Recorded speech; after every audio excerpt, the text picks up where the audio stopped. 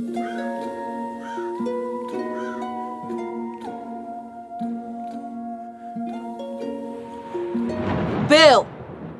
Hi, friends. Welcome to Halloween 2022. My name is babbyyy Sarian, and I'd like to welcome you to Dark History. This month, we're going to be talking about all things spooky ooky, like Satan, of course, clowns, mummies, and oh yeah, witch hunts. So sit back, relax, and let's talk about that hot, juicy history, but Halloween, gus. Okay. Let me have you clear your mind. And I need you to think about the classic Halloween costumes. I mean, you know them. Werewolves, vampires, nurses, naughty nurses, sexy felon, sexy nun. You get it. Anyway, at the top of every Halloween costume list is usually the witch. Who hasn't been a witch at least once in their life?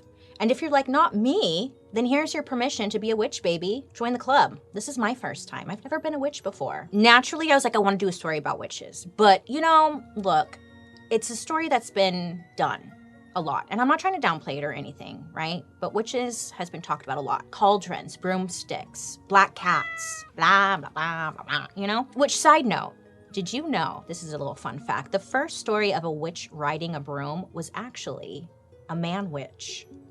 It was a man witch. He was riding a broom. I don't know. It was just a little fun fact. I thought that was interesting. You're welcome. But there's something even darker that is associated with witches. Something that's been used to target and murder thousands of women over the centuries.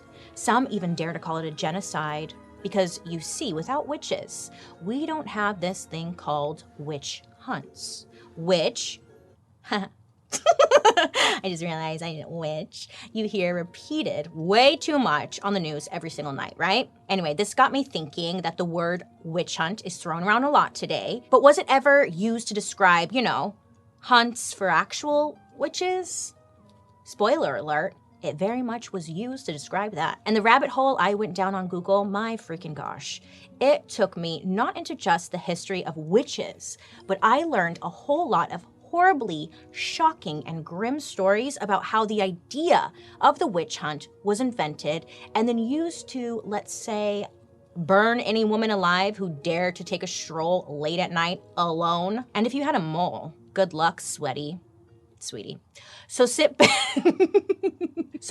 in your armchair of inquiries, and don't worry, that will make sense later. And buckle up, because listen, we're about to learn a spine-chilling story about how brutal human beings can be to one another. But let's start at the beginning. Where does the idea of witches even come from? It's around the 8th century BC when we're first introduced to a quote-unquote witch. Now, according to Greek mythology, Circe was an enchantress from ancient Greece. Now, it was said that she was very beautiful, she was smart, and she lived alone on a beautiful island in the Mediterranean. Love that for her. But rumor had it that she was actually a witch. Not the ugly, green, warty witch we think of today. Nay. She, Circe, was sexy. She was hot, smoking hot. Men just wanted to feel her hot bod. When they saw her, they had this overwhelming sensation of lust. Men would visit the island, see her farm, see all of her land, and then they were caught off guard because all of a sudden she would start saying some random weird chants and stuff. And according to one story, Circe invited a bunch of sailors to a banquet like, "Oh, you've been sailing for a while, you must be tired. Come in for some ice cold lemonade." But little did the sailors know that Circe cursed the food with her magic, and she transformed all of the men into pigs. Yeah, actual pigs, like the animal, leaving them trapped forever in their new pig bods. So creating fear around women seems to have started all the way back with Circe, because many believe they're up to something and trying to destroy men. But before TV, radio, Twitter, social media, all of that, you know, ideas were shared and spread through the towns, the cities, the people, through art. One very influential artist in the Middle Ages was a German printmaker named Albrecht. He was a big deal because he was associated with all of the greats. I'm talking about all the Ninja Turtles, Raphael, Leonardo da Vinci, etc. Yep. He started out doing oil painting, portraits, self-portraits. I mean, he He was an art machine. You may even recognize one of his most famous pieces of art, the praying hands. You know, the hands that everyone has tattooed on them? Yeah. Drake used it on like one of his album covers. Those hands. Anywho, Albrecht. He was also great at engraving beautiful art into wood. Oh yeah, it was really pretty. Churches would commission pieces from him. I mean, this man was just popping. He was everywhere. His art, people are loving it. They're losing their shit. And then he eventually moves on and starts making prints of his art, which is wild because prints weren't even like a thing yet. One of his most famous prints depicted something quite terrifying, something people haven't seen yet. What was it, you ask? Well, it was a buff-ass woman, she obviously lifts, who seemed to be like commanding a creepy-ass goat. It was a witch. Now this was a creepy-ass witch who was riding a devil-looking goat backwards. This woman is ugly, she's old, her titties are super low, but Albrecht would be the man we think for creating the witch we all know and think of today, like the old hag, the ugly witch. Don't come for me. That's just what he actually like wanted this art to depict. It was like an ugly hag. Before, some witches in mythology were more beautiful, like Circe, but again, this guy Albrecht was like, nah, witches are ugly. So he had a bunch of paintings showcasing ugly older women in his art. So this guy was probably just hurt by some woman, let's be honest. He was probably heartbroken and was like, I'm gonna get her and all women ever, you know? And it worked, because these prints were pretty scandalous. They created a lot of fear in people to be wary of these sneaky-ass witches. And by witches, I mean women. And when people are afraid of something, because, you know, fear, it can make people do some really crazy things. So let me introduce you to target number 1, our friend Helena. So the year is 1485. There were rumors going around town saying that this woman, Helena, killed a man's wife by using magic. Oh shit. Word is spreading quickly and people are believing it.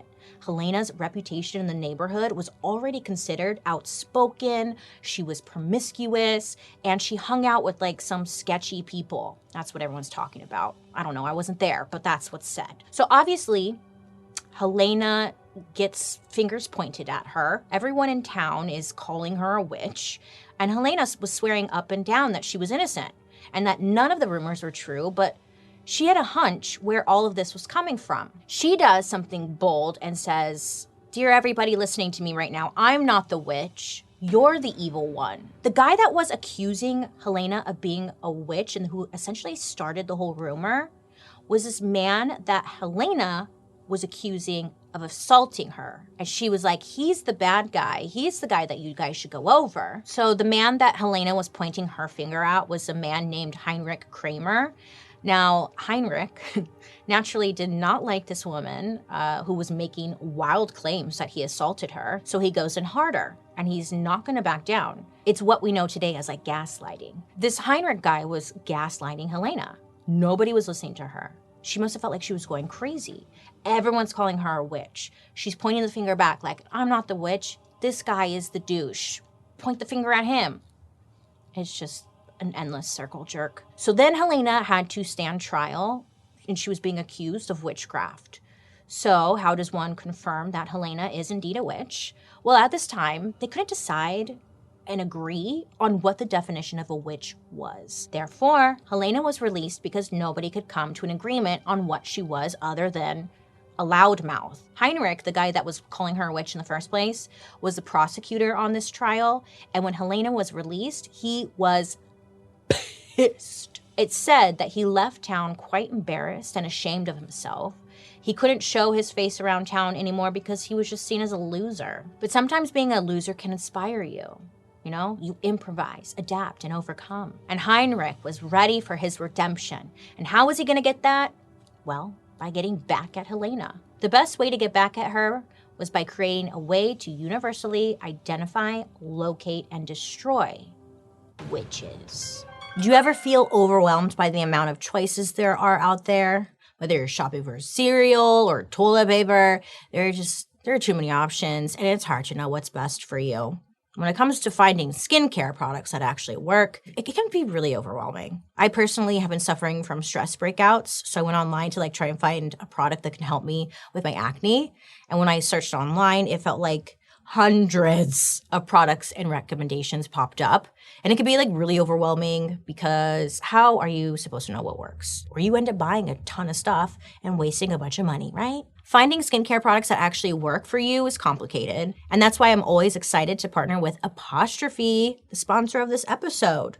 Apostrophe is an online platform that connects you with an expert dermatology team to get customized acne treatment for your unique skin. Through Apostrophe, you can get access to oral and topical medications that use clinically proven ingredients to help clear acne.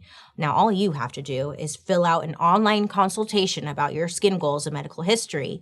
Then you're going to snap a few selfies and a board-certified dermatologist will create your first customized treatment plan. Apostrophe, they offer access to treatments for all types of acne, from hormonal acne to facial acne, and even back knee or acne on your back, on your chest, and even on maybe your butt. They treat breakouts from head to toe. My favorite thing about Apostrophe is that they make everything very convenient. All I do is submit a few photos of my breakouts, and a real dermatologist creates a skincare plan that is completely tailored to me. And all of the oral and topical medications are delivered right to my door, so no more waiting in line at the pharmacy. I've been using Apostrophe for over a year, and I love it so much. I mean, look at my skin. It's looking so good. I'm so excited. I get stressed out and I break out, and it's this whole cycle, but Apostrophe been consistently showing up for me, and I love it. Right now, I have a special deal for my audience. Get your first visit for only $5 at apostrophe.com/darkhistory when you use the code DARKHISTORY. That's a savings of $15, and this code is only available to you, my listener. Now, to get started, just go to apostrophe.com/darkhistory and click Begin Visit. Then use the code DARKHISTORY at sign up, and you'll get your first visit for only $5. Thank you, Apostrophe, for sponsoring this episode. Now let's get back to today's story. So Heinrich goes on a little writer's retreat. He spends some time away, in a cabin. He's working on a book that he believes could possibly change the world. Heinrich, he ends up working with another writer, and together they bang out what would become known as essentially the witch-hunting Bible. It's called MALLEUS Maleficarum, which translates to the Hammer of Witches. Yikes. Unfortunately, their little burn book comes out at the perfect time. It was soon after the invention of the printing press, so it was more widely distributed than really anything else, except for maybe the Bible. Yeah, this book was honestly a hit, and it was the foundation on how to find a witch, what witches did, what to do with the witch, once you caught it, and why you should fear witches in general. Here are some highlights so you don't have to read it. So 1, how do you spot a witch? Easy. 10 helpful hints. 1, is she a woman? It was believed that women were much easier for the devil to tempt because obviously men are so big and strong and women weak. According to the book, midwives especially were witches because they murdered and consumed babies, allegedly. 2, does it look like a witch? The book mentions an old crone-like woman or an old lady hobbling along the road. If you spot that, that's a witch. Another way to locate a witch, put a Bible next to her. What happens? Well, according to Heinrich's book, if she stood on a scale and weighed less than a stack of Bibles, she was a witch. But this low-key was a trap because, look, in some places you were a witch if you weighed more than the Bibles. And then there were other places where if you weighed less than the Bibles, you were a witch. It was just a lose-lose situation, The only way you could be found innocent was if you matched the weight of the Bibles exactly. That means you're not a witch. But, okay. It's just, what is this? Come on. Nobody wins, is what I'm getting at. Another sign if she's a witch, I'm saying she, because let's be real, it's always a she. Does she talk to herself? A person was potentially a witch if she, specifically she, not he, if she was caught talking to herself. Oh yeah, witch. Oh, and does she have a mark? More specifically, a mole or a wart. Now this didn't have to be on the face. It could be anywhere on the body. So the accusers could strip you naked and search your whole body for a mole, a wart, a mark. Hot.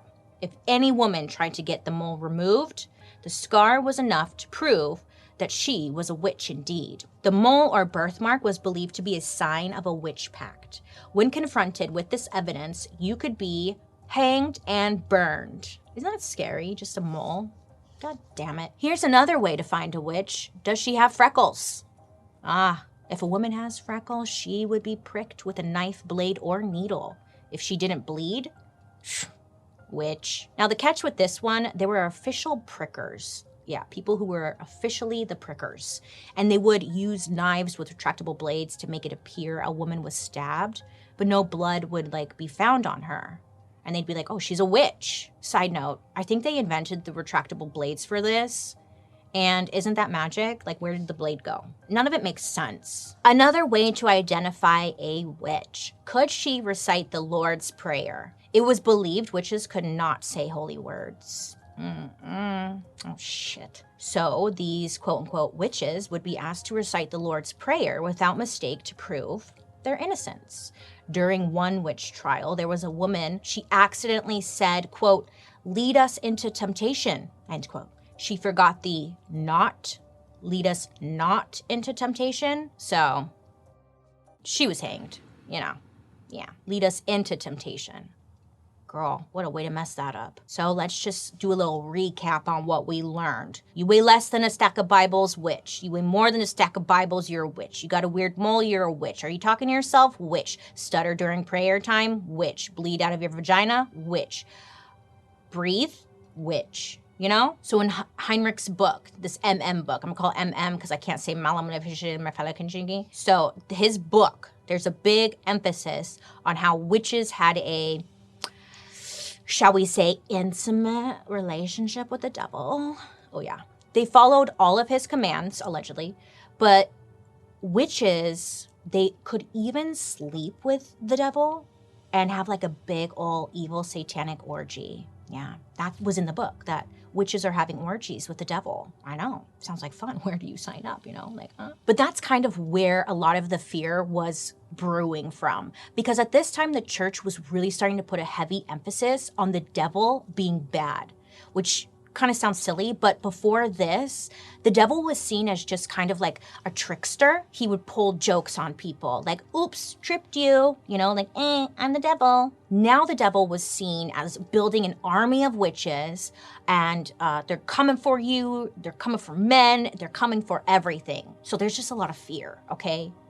Fear that the women are coming, and the devil. So there was another section in the book that was all about what witches did with penises. Very specific. It's very bizarre too, because they had a lot of weird penis fear happening at this time. It's bizarre. But essentially it was believed that witches would steal a man's penis, and then it's kind of cute. They would keep the penis as a pet. Feed it, take it on walks, put it in a box. Literally, this is what they believed, that witches were taking penises in the middle of the night, putting them in a box, and you guys all better watch out because it was a war on dicks. According to the book, this was all because, quote, all witchcraft comes from carnal lust, which in women was insatiable. Many believe that women were super horny, the witches were super horny, and that they would take the penises and control a man's penis. So if a man acted horny or did something bad, it wasn't necessarily his fault. He was under a spell. He was digmatized, being controlled by a witch. So it's even if a guy fucked up and cheated on you and slept with your neighbor or something, they'd be like, well, the witch made me do it. We're always to blame. Can't we just mind our own damn business and be a witch alone? So just imagine the readers of this book who, by the way, mostly men, have been told witches are the ultimate evil. They're after their penises. I mean, this really scares them. But they've also read up on how to identify a witch. So what do they do now? Chapter 2, what to do if you caught a witch. Yeah, the book's got you covered, okay? First of all, you need a confession. The best way to get one, torture. The book said torture was okay. So there's that. One form of torture was sleep deprivation. Keeping someone that you believe to be a witch up for days would lead to wild accusations, but they also would get a little creative with their torture techniques. They had a special piece of furniture called the armchair of inquiries. I love it. Oh, I don't love it, but I like the name. It's very powerful. It was a metal chair covered with big spikes, and they would sit the quote-unquote witch down. They would light a fire underneath the chair, and because the chair is made of iron, it would get really hot, and like your butt would like melt to it. You're melting to the, oh. They really were big into torture. It's bizarre. Have you ever heard of the phrase, in the hot seat? Well, it comes from this torture device because, well, the seat would get really hot. It looks rough. It looks real rough. I looked up way too many pictures. It was terrible. So why did these witches need to be caught and tortured? You know, that was my thought. Well, they were using witches as scapegoats, essentially, for everything.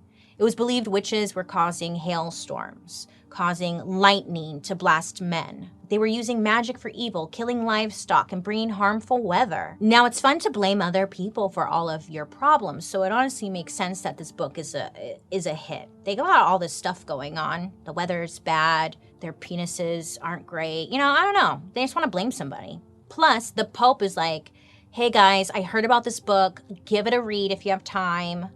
And people listen because he's the Pope. And when he says drop your pants, you better drop them, you know? So first of all, the fact that they had their own books, the people that had their own books was just mind-blowing. Because most people at this time owned 1 or 2 books. And if they did, it was the Bible and this book, the MALEFICARUM. So people are feeling empowered. They're feeling cocky. They're like, look, I did my research. I read the book. I'm smart. Fear and paranoia swirling around. Everyone's on high alert. There may be witches amongst us. You know, trust no one. Search everywhere. Did you know there are currently over 2.4 million podcasts in the world? Whoa. Including the one you're listening to right now. My brain just exploded. I have a team of people who I rely on to help me run both of my shows, podcasts. Researchers who make sure everything is factual, writers to help me with scripts, producers, editors, you name it. Needless to say, hiring the right people for these roles is important. And whether you're hiring for a podcast or for your growing business, there's only one place that makes it easy. Oh, baby, that's ZipRecruiter. And now you can try it for free at ZipRecruiter.com/darkhistory. ZipRecruiter uses its powerful technology to find and match the right candidates up with your job. And you could easily review these recommended candidates and invite your top choices to apply. Additionally, ZipRecruiter has a complete suite of tools that makes it easy to filter, review, and rate your candidates. 4 out of 5 employers who post on ZipRecruiter get a quality candidate within the first day. So if you're a fan of this podcast and you want to try ZipRecruiter for free, today, you need to remember our special URL, ZipRecruiter.com/darkhistory. Once again, that's ZipRecruiter.com/darkhistory. DARKHISTORY. ZipRecruiter, the smartest way to hire. Okay, we're back. Listen, the year is the early 1600s, and we're in Spain. Specifically, a town called, I'm going to butcher this, but look, I'm trying my best. ZUGARMURDI. ZUGARMURDI. Words are hard. We are here because this would be the largest witch hunt ever done by the Catholic Church, where 7,000 people were accused of being a witch. Oh yeah, 7,000 people. Now, fun little fact, this town was mainly made up of women. Ah, surprise, surprise, right? Men did live there, but look, they were always working away. They were gone out of town working. So in this town, it was just the women, the wives, all living there. And there was also a really big problem happening. A lot of the women in town were having stillborn babies. Like a lot of women. I wish I could give you a percentage, but believe me, it's a lot. But naturally, rumors start spreading, okay? Why is everybody having stillborn babies? Many people are starting to believe that there's a curse on the town, and that's why they're having all of these stillborn babies. They believe that God had cursed them because someone amongst them was worshiping the devil, allegedly. So naturally, you know, people are talking amongst each other. Hey, I heard so-and-so's like talking to the devil. Everyone's freaking out. I don't want to have a stillborn baby. I don't want to be cursed. Women are concerned. They need to weed out these witches amongst them. Obviously, there must be witches amongst them because everybody is having a hard time. The women in town were getting very worked up, pointing fingers at one another, just trying to find the answers because they were scared. So who do we blame? Well, that's when they point the finger at 20-year-old Maria Dezimi. So Maria comes forward for some reason, and she's like, hey, everyone, it's me, Maria. And me and my friend were holding witch ceremonies, aka evil witch meetings. Sorry about that. That's my fault. Maria tells people that she and her friend were doing this for about 18 months. Very specific for some reason, but okay, girl. And then she tells them, look, the only reason I am coming forward was because I got out of it. Being a witch, that is. Maria said that she was saved by a priest through confession. She tells the townspeople, I hath struggled so hard to cast that witch life asunder. Fie, even after I was saved by thine priest, I was ill for a fortnight.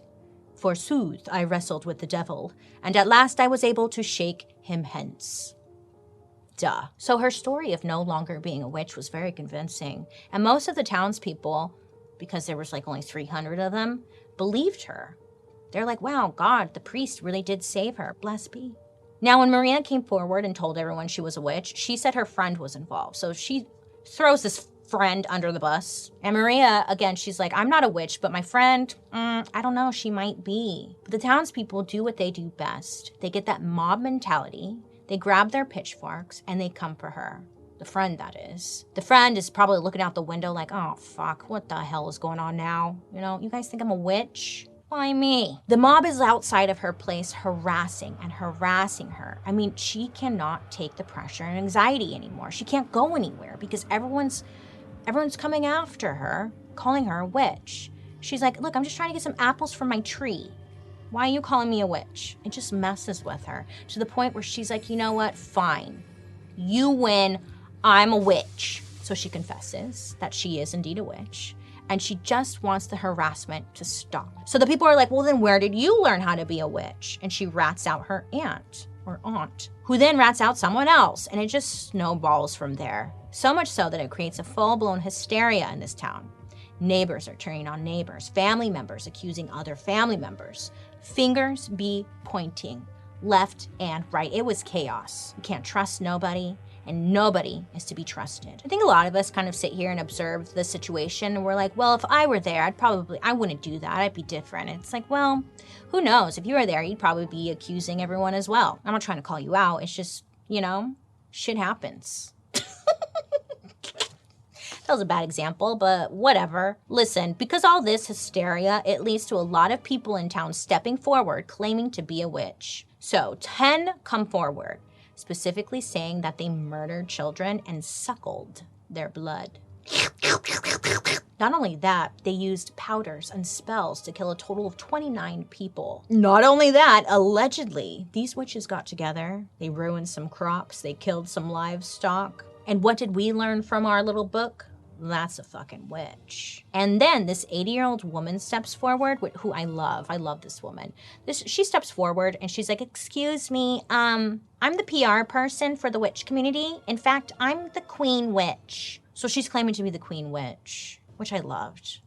Good for her. So naturally, once these confessions happened, people continued to talk, and it escalated to the point that many believed that these witches, and witches in general, were participating in cannibalism, killing babies, defiling tombs, incest, vampire shit. Not only that, they were participating in sexual relations. Oh, but not just any normal sexual relation. People were like, these witches are involved with homosexual relations. So luckily, all 10 of these witches who came forward were pardoned under certain local law. I'm not gonna go into it because it's complicated, it's confusing, but it was a good thing. There was no bloodshed. It was nice. No one died. That is, until the church found out. Yeah. Nobody knows who went to the church and told them about this pardon that just happened. They're like, listen, these women were pardoned. Whoever it was, I'm going to assume it was a man, was stirring shit up. They knew what they were doing, okay? And this made the church very upset. I mean, they were pissed because in their eyes, a witch equals like the devil. How are you going to pardon the devil? Are you guys idiots? We have to go after them. That's what the church is thinking. To kick off spooky season, I have a really scary story for you. There was once a guy who only wore MeUndies underwear because it felt like all he was wearing was nothing at all. One spooky night, he saw a shadowy figure appear in his home. And he screamed, "What do you want from me? What do you want from me?" And the figure stepped out of the shadows, and it was his roommate. His name's Jeff. Jeff said, "Hey man, you really need to wear underwear, okay? This is a shared living space. You know? Put some underwear on." So moral of the story, when you wear undies that are so comfortable and it feels like you have nothing on, double check that you actually have something on. Get your own super comfy undies with 20% off and free shipping on your first MeUndies purchase. Honestly, Jeff clearly just does not understand because MeUndies are so comfortable. They are very buttery soft and have a bunch of different styles. My favorite underwear style is the Feel Free line because the waistband is super light and has like a more relaxed fit. But whatever cut you like, MeUndies has something for you. And now that spooky season is here, they have the latest Halloween collection by MeUndies. Warning, it's scary soft. MeUndies is back with new limited edition prints like Jack Attack, No Body Like You, and Spell It Out. Grab undies, socks, bralettes, and more made from their Feels Like You Have Nothing On micro model fabric. And if you need a last-minute costume, be lazy and transform into a spooky skeleton with their loungewear set, Lazy Bones. Match with your boo or your fur baby in sizes from extra small to 4XL to make it your softest Halloween ever. The scary soft hype is real, everyone. If you're not impressed with MeUndies, your first pair is on us. That's a promise. Not on me, right? It's on MeUndies. I'm not paying for your underwear. Nasty. To get 20% off your first order and free shipping on US orders, go to MeUndies.com/darkhistory. That's MeUndies.com/darkhistory. Now, let's get back to the story. So the year is now 1609. The church, they go out and they snatch 4 of the accused witches. I couldn't figure out why these specific 4. Like, why? My guess is that these 4 witches probably had some shit on the church, something, something.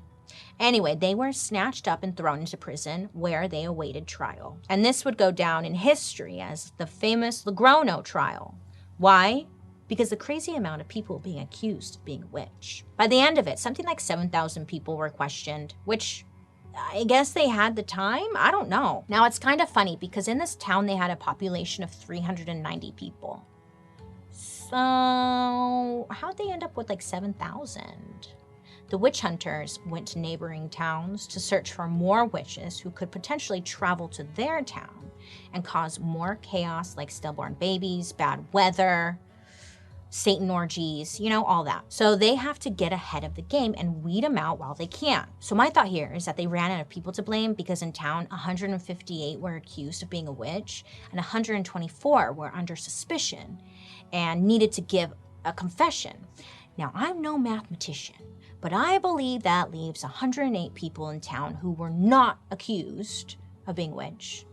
Probably mainly men. So I'm assuming here they just ran out of people to blame, so they outsourced. That's my theory. The witches that were put in jail or prison, 13 of them died because they were treated so poorly. Now, they said the women weren't tortured. Okay, guys. Okay. So the priest would gather all the witches, march them into town square, drag them onto the stage where all the townspeople gathered and to gawk at these witches who have been ruining their lives. They're angry. And the priest would look at his notes and read off what each woman was accused of in front of the crowd. He'd be like, that one over there, she's a slut. Like that one in the middle, that brunette, she's definitely gone to hell for sure. I saw her do some shit. And then they'd read some long prayer and everybody would watch as they, the accused, were burned in front of a live studio audience. Oh my God, it was very performative and very dramatic. The crowd would cheer because they believed that these women were essentially cursing them.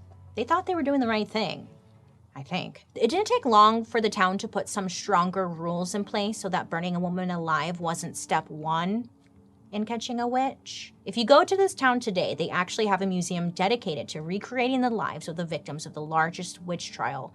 And every year they celebrate the witches with a big old feast called Cave of Witches. It goes down every summer. They light fires and they make time to remember that they fucked up.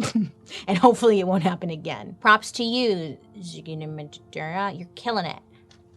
I don't think it's cool. I just think it's refreshing, I guess, to see that this town acknowledges what they did, that they messed up.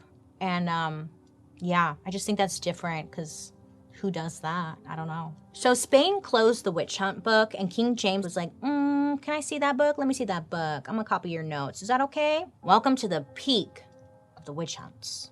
Now, there was a ton of witch paranoia going on in Europe, specifically Germany, France, Northern Italy, and Switzerland.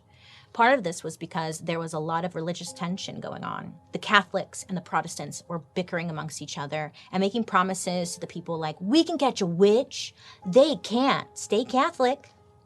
Here's a mug, you know, like, yeah, support your local Catholic. The church was trying so hard to get people to stay and not go to the other team because they couldn't catch witches like we could. They were just being petty. The church was passing the idea that diabolical sorcery and witchcraft was the greatest threat to civilization at this time.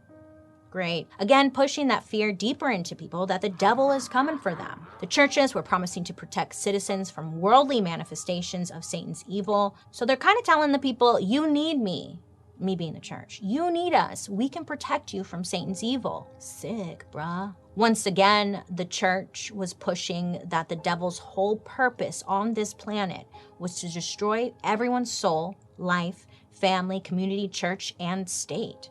Trickster no more. This is when they take it a step further and add a little flavoring to their witches. Not only are they just anti-church, but now they're anti-state, these witches. 2.0. So King James of Scotland fully supported the ideas of the book Maleficarum, and he was a big participant in the witch hunt with the church. He's like, dude, everything sucks in the world right now. Inflation's happening, social change because there's an increase in witches in the area, obviously. He's like, connect the dots, people. HELENA has nothing to do with my ruling. It's witches. So men, same thing. They read the book. They feel educated and confident in their abilities to spot a witch. And King James is telling them, get them. Get the witches. They are why things suck right now. And men are like, yeah. Fuck those witches. We're in poverty because of them. I read that book. I know what's up. God hates us because of them. My dick is small because of them. We gotta get these witches, you know? They literally believe that, like, witches were to blame for everything. So exhausting. They believe that their witches actually sold their body and soul to the devil himself, but this witch hunt was different. There was a heavier emphasis on sex. These witches made pacts with Satan and would go as far as to having sex with them. Yeah, they had Satan's D in them. That's pretty witchy. And they also participated in sex orgies. Also, these witches had the ability to morph from human to animal. Oh yeah. They never said what they did as the animal, but I guess they could do it. They're like, I'm a butterfly, or whatever. And then they kidnapped and murdered children for the purpose of eating them and making ointments out of whatever was left. Then the witches would all get together and talk about their misdeeds, pitch ideas to each other, share stories, and eat children. Now, at this time, 80% of people accused of witchcraft were women. Their targets seemed to be women who were unmarried, low income, old, midwives, of course, were seen as witches. And anyone who was considered a wise woman, women who were smart, educated, obviously, witch. Healers and doctors, witch. But the biggest call out that I kept coming across was older women and women in poverty. So were they witches, or did they just want to get rid of the quote unquote undesirables as we've seen throughout dark history? Someone get rid of Bertha. One eye is going one way and the other is going a different way. It makes me uncomfortable. She has a hairy lip. Have you seen her? She loves riding her goat. Bertha. Anyway, how did they charge women with these crimes? How did they prove it? So witch hunters would go out and find these witches, right? And once they made the accusation, Bertha, you're a witch, now they have to prove it, right? So they were kind of flexible with their rules. They're like, okay, she's a witch, I believe you. That's all the proof I need. Seriously, like anyone could just make the accusation and it was taken seriously. For example, there was this one lady, her name's Catherine. Now Catherine is out in her front yard and notices her neighbor is a little sick. Oh yeah. And she's like, hey Gertrude, hey girl, I prayed ill for you. And now I see that prayer hath taken effect. it. And naturally, Gertrude is like, oh fuck, like she must have put, this Catherine neighbor must have put a curse on me. That's why I'm sick. I need to go tell the church. So Gertrude goes to whoever's in charge and is like, my neighbor Catherine put a curse on me and now I'm sick. She's such a bitch. I mean a witch. Well, no surprise here, but Catherine was taken out because of that one little comment she made about her neighbor. She got the, you know. Once a person was accused, they would look for witch marks. They would strip the witch naked, search her entire body for marks, moles, or warts. If one was not found, then they would use the pricking method. They would prick her all over with needles to see if the devil had desensitized them to pain. Of course, it hurts when someone pokes you with a needle all over, so they would keep poking until they got a response that they wanted. Again, it was a trap, because once you were accused, it was game over for you, let's be real. Well, just like the other witch hunts, if you were convicted as a witch, you would then be sentenced to death. Cue execution time. Now, this was a big public event. Everyone from town would come, take the day off from work, go to the town square, where you and your buddies could watch the latest witch get burned alive. Fun, you know? Ooh. Did you bring the ice cooler? Cool. And if you promise people a show like this, you better deliver. Now, witch hunts were happening all over the world. I always think about the Salem witch trials, but honestly, when you zoom out and seeing that this was a much bigger, it's a global thing. But for now, I'm focusing on Scotland between 1590 and 1662, when these witch hunts really pop off. Super pop off. We've all been there. You're just staring at your closet and you're like, I don't have anything to wear. Meanwhile, you're staring at everything in your closet, so you literally have stuff to wear. I know. But look, you need a refresh, right? Refresh your wardrobe just in time for fall, baby. Stitch Fix is putting the joy back into getting dressed for the new season. Denim, sweaters, boots with the fur, all picked for you by an expert stylist. Stitch Fix is the best way to discover new styles and brands just for you. Think of Stitch Fix as your style partner.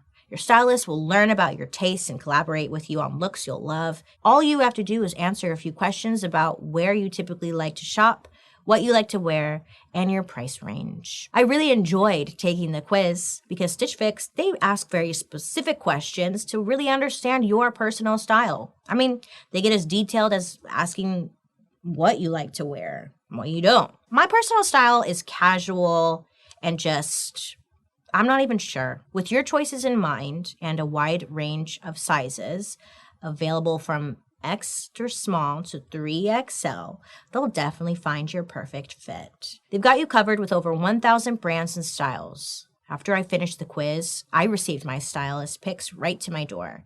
You can try your pieces at home before you buy. And my favorite part is that you can keep what you love and just send back the rest. I ended up keeping almost all the pieces because I love them so much. And on top of that, shipping, returns, and exchanges, free. Love that. Also, on top of that, no subscription required. Simply order a refresh as needed or set it and forget it with regular seasonal fixes. You're completely in control. Right now, Stitch Fix is offering my listeners $20 off their first fix at stitchfix.com/darkhistory. That's stitchfix.com/darkhistory for $20 off today. stitchfix.com/darkhistory. Now, let's get back to the story. Okay, so King James is in charge. Hey, population, about 1 million people. And his position as king was being challenged. And some people wanted him removed. But he wasn't ready to give up the throne. Of course not. Why would a king want to give up the throne? So King James is like, well, I got to win my people back. And how am I going to do that? Light bulb moment, I have an idea. I tell them a witch story. People love stories. They love burning witches. It'll be great. So the common theme here is that putting fear into people is always step one. It works every time. King James is like, I gotta tell people this scary story about this time I met a witch. He tells the people that he knows of a witch named GEILLIS Duncan. So who is this GEILLIS woman? Well, GEILLIS, who was a teenager at the time, worked on King James VIII's ship as a maid. The king and his new wife wanted to go on a honeymoon journey across the sea to celebrate. Fully stocked with the crew, they head out on the waters.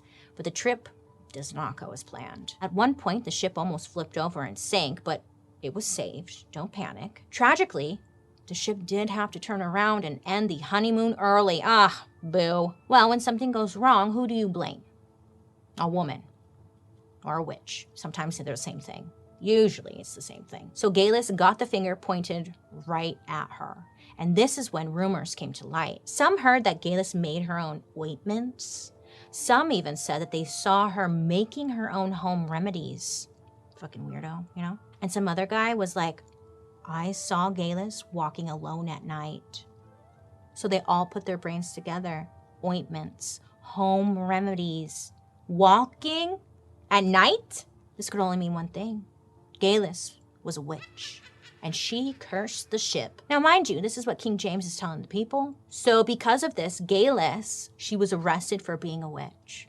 While she was interrogated, she was stripped naked. They shaved her entire body because they believed that the devil hid in women's hair. Just another thing, you know, the devil did, right? My God. So they strip her, they shave her entire body, they search for the devil's mark, being moles or dark freckles. So they poked and they pricked her skin to see if she bled.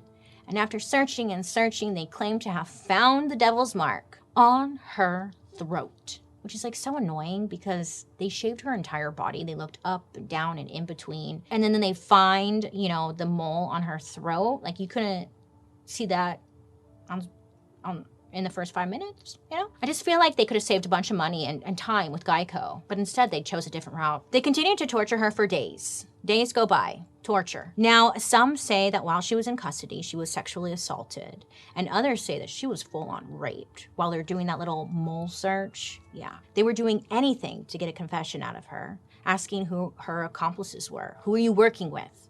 Tell us. Now, eventually, because GEILLIS is being tortured, she starts giving names. Duh, hello, yeah. She ends up giving a list of 60 other women she believed to be a witch. 60. I don't even think I know 60 people. Like, okay. She's just making up names. Good for her. Now, this is where King James and his crew get the idea that GEILLIS and these 60 women, they must come from the same group of witches, aka a coven. And it was rumored that Satan had given this coven the task of destroying the king. They were sent to take him down, and that's why things were so shitty at that time, because witches were contaminating the area with their filth. Poor GEILLIS was sentenced to death, and everyone came out to watch her die. So after this, King Jay, he realizes he's getting a lot of praise and positive feedback from the people for taking down a witch. He's like, I know, I'm amazing. This is when he decides to run with it, and hopefully this will be, you know, the way to win his people back. It was essentially a campaign of terror against women. Naturally, once again, everyone's on high alert, especially women, because, well, you're the target. And then this woman comes forward named Margaret Atkin. Now, Margaret, she would come in and further fuck shit up. So Marge comes forward to the men in charge, and she's like, oh my God, it's so crazy because I'm actually a witch. But I'm telling you this because I can help you guys out. I can use my powers for good. I know how to easily spot a witch just by looking into their eyes. I can help you guys speed up the process. And then the king's team is like, yeah, okay, like, all right. She's the literal mole. They found their mole. Now, this is my thought process. This is a side note. Marge is either kiss-ass or smart as hell. She kind of like found a loophole to stay alive. Like if you can't beat them, join them kind of thing. I think that's what she's doing. I'm not sure, but okay, girl. This is when the king assigns a few people to go with Marge, town to town, door to door, searching for witches. So Marge is naturally going around like, she's a witch. She's a witch. I don't like the way that you're looking at me. You're definitely a witch. She was just going around labeling people as witches. And then she gets a little performative. She would look into their eyes and was like, I can't tell with this one. Time for the sink or swim method. So they'd throw the witch, the alleged witch, into the water and see if they would sink or float. Now, Marge and her accusations were taken very seriously. Anyone labeled as a witch was thrown into prison and tortured until they got a confession. Once again, if you're being tortured, most likely you're gonna confess. So this led to many confessions. And this made Margaret look great. They're like, wow, Marge. Wow, Margaret. You're great at this. You're catching a lot of witches. Keep it coming. Well, those accused, they would stand trial, and most of them were sentenced to death. Whoops, Margaret. Whoops. Now, the final number of those accused by Margaret remains unknown, but many believe it was in the hundreds. Well, it didn't take long until somebody caught on to Margaret that she perhaps wasn't telling the truth.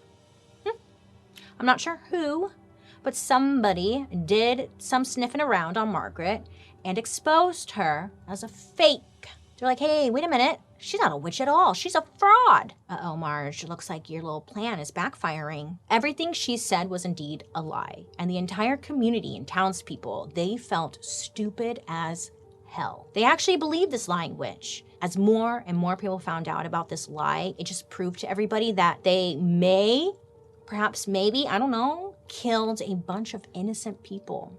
Not witches at all. After this is when witch hunters and the witch accusers lost credibility within the community. Nobody trusted them. Why should they? They literally just killed a bunch of people for no reason other than a lie, you know? So naturally, once again, people need someone to blame. Who do they blame? This time, Margaret. Margaret, it's your turn. You're up. Batter up. Margaret ends up going to trial, where she then confessed to making everything up. And the townspeople were probably super excited to see her die. So they burned her at the stake in 1597. Bye, Marge. That same year, the king releases a series of books called Demonology to breathe new life into the witch hunts. He needed to win his audience, first of all. Second of all, he wants to keep killing them witches. He's like, come on, you guys. Aren't we still mad? Come on. But the witch hunt did not pop off like it once did. Courts throughout Europe decriminalized it. And they realized that maybe witchcraft isn't a reason to burn someone alive. Just a thought. Even though it did fizzle down a bit, people were still accused of witchcraft for hundreds of years to come. And you're probably wondering, well, what happened to King James? Well, he went on to be fine. He lived a very long life and even went on to write for the Bible or something.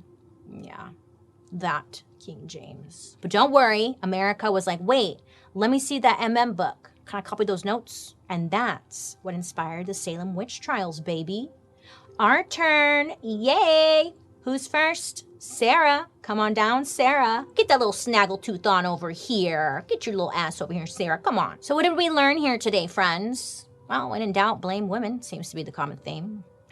I mean, the witch hunt was just a war on women, let's be real. The media still does this today. It's easy to pile on someone just because a bunch of people say that they're bad. It can happen to anyone. And maybe we should take a little lesson from that town in if I could say the damn town, in Spain. They own their fucked up history as a reminder to the people for it to never happen again. I mean, if you think about it, if we had been alive just a couple hundred years ago, there is a pretty good chance we might have been accused of witchcraft. I know I would. You know, I definitely would have been burned at the stake. For something as dumb as like walking alone or having a weird mole or disagreeing with a man. So in a way, I guess we're all witches, and be proud. Go ride that goat backwards. Go steal a man's penis in the night. I mean, if anyone's got the mark of the devil, it's definitely me with all my tattoos, right? I actually do have this one weird mark. Let me show you. I have to remove my pants for it. Hold on. Thank you for learning with me today. Remember, don't be afraid to ask questions to get the whole story because you deserve that. I'd love to hear your guys' reactions to today's story, so make sure to use the hashtag #DarkHistory so I can follow along. Yay! Join me over on my YouTube, where you can watch these episodes on Thursday after the podcast airs. And while you're there, also catch Murder, Mystery, and Makeup. I hope you have a great day today. You make good choices, and I'll be talking to you next week. Goodbye! Dark History is an Audio Boom original. This podcast is executive produced by Bailey Sarian, Kimberly Jacobs, Junia McNeely from 3 Arts, Kevin Grush, and Claire Turner from Maiden Network. Writers, Katie Burris, Allison Filobos, Joey Scavuzzo, and me, Bailey Sarian. Shot and edited by Tafadzwa Nemarundwe and Lily Young. Research provided by Regina Dolza. Special thank you to our expert, Stephen Intermill with the Buckland Museum of Witchcraft and Magic. And I'm your host, Bailey Sarian.